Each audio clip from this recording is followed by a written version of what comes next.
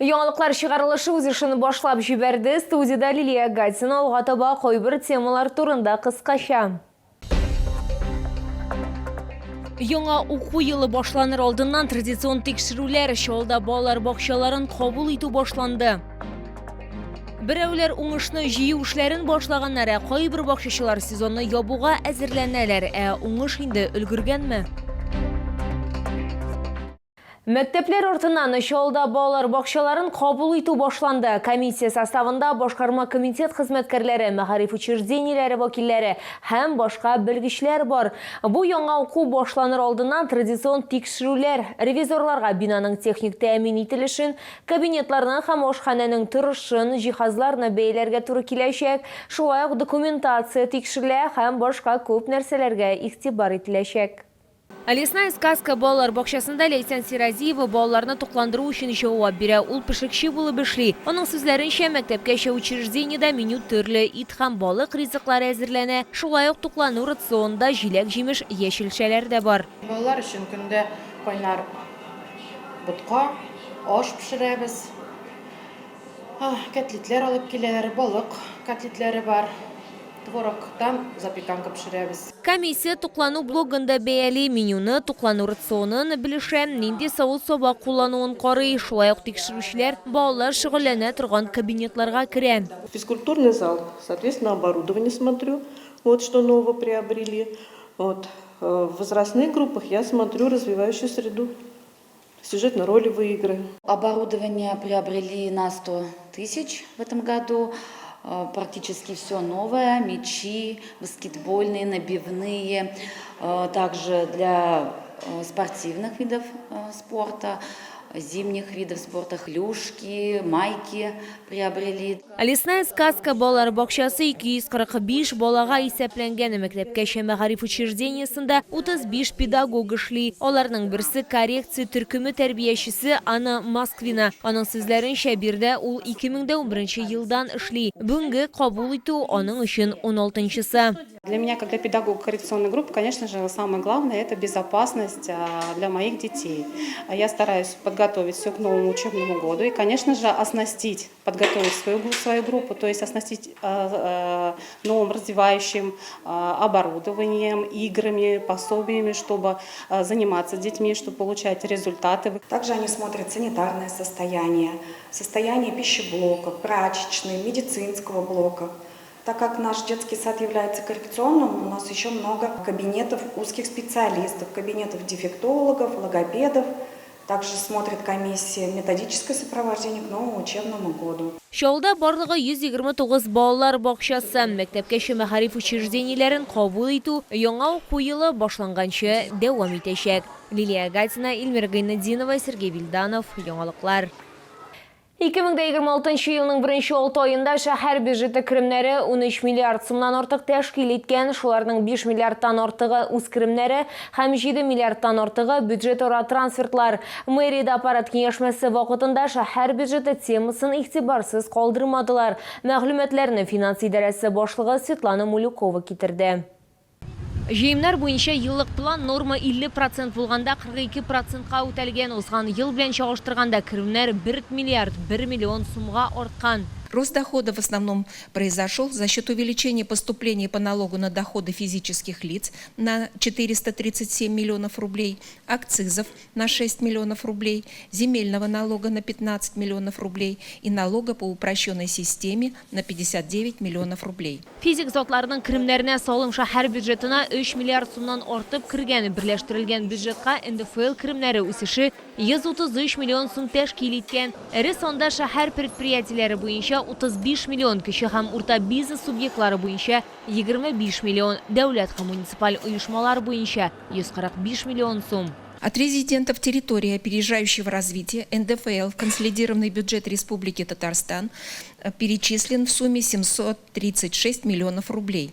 Поступление в бюджет города от резидентов составило 209 миллионов рублей. 1 июльгә республиканың консолидацияләнгән бюджетына буры 733 миллион сум тәшкил иткән. Шул ук исәптән Чаллының чиста саны 161 миллион сум. Автокала бюджеты 6 ай эчендә 13 миллиард 6 миллион сум тәшкил иткән. Основная доля расходов, 66% в экономической структуре, приходится на выплату заработной платы, 16% на благоустройство и содержание городского хозяйства, 6% на оплату коммунальных услуг и на содержание имущества муниципальных учреждений, 4% на социальные расходы, 7% на прочие расходы.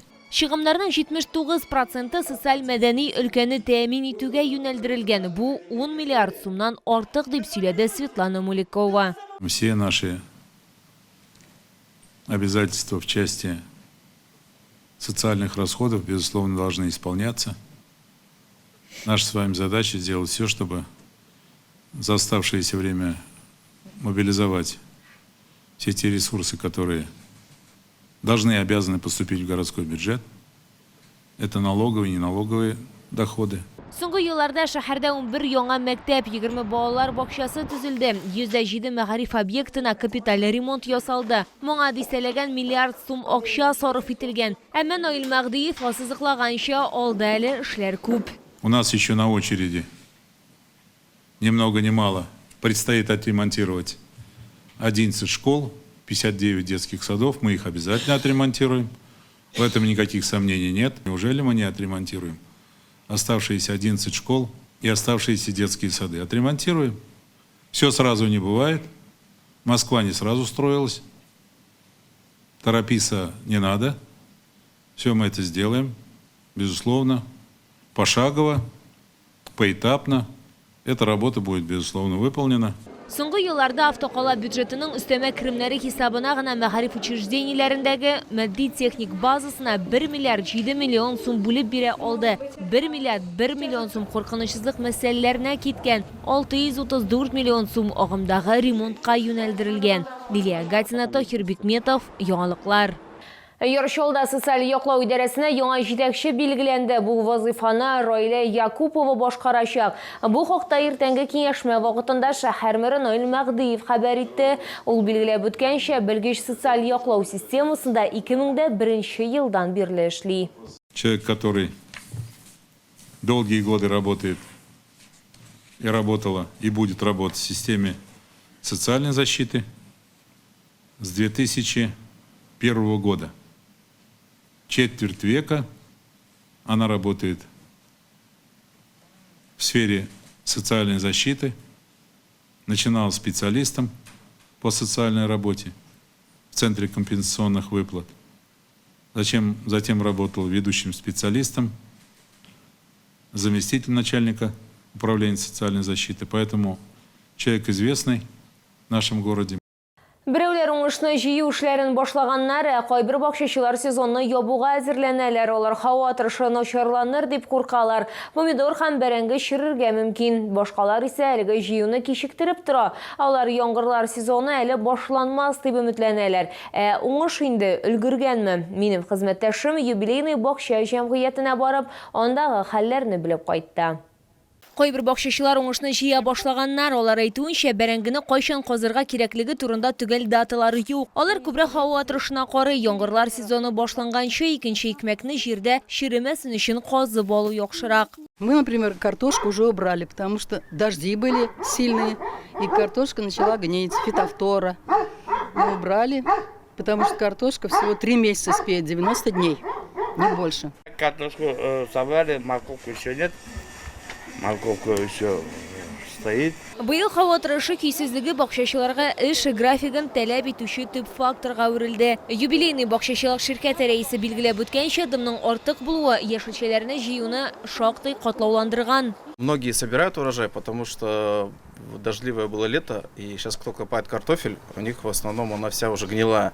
И кто успевает, вот сейчас выкапывают картофель. Әмма башка бакчачылар һава торышы яхшырыр дип өметләнәләр, шуңа күрә әлегә уңышны җыярга ашыкмыйлар. Картофель кто-то убирает, ну, можно не убирать пока. Я пока не убираю. Ну, еще через недельку начну убирать. Сейчас обрезала высокую траву, ботву, а потом уже буду копать. Пусть она созреет как следует. Монда уңыр жию якындагы атналарга да дәвам итәчәк. Бакчачыларга яшелчәләрнең соңгы сортларын җыеп алырга, үсемлекләрне салкынга әзерләргә һәм бакча сезоны тәмамланыр алдыннан кишәрлекләрне тәртипкә китерергә кирәк булачак. Лилия Гатина, Яна Вальдзу, Фәнис Ихсанов, Яңалыклар. Бу сезгә җиткерәсе соңгы мәгълүматыбыз иде. Мин Лилия Гатина, сезнең белән сау булашам. Исән имин булагыз.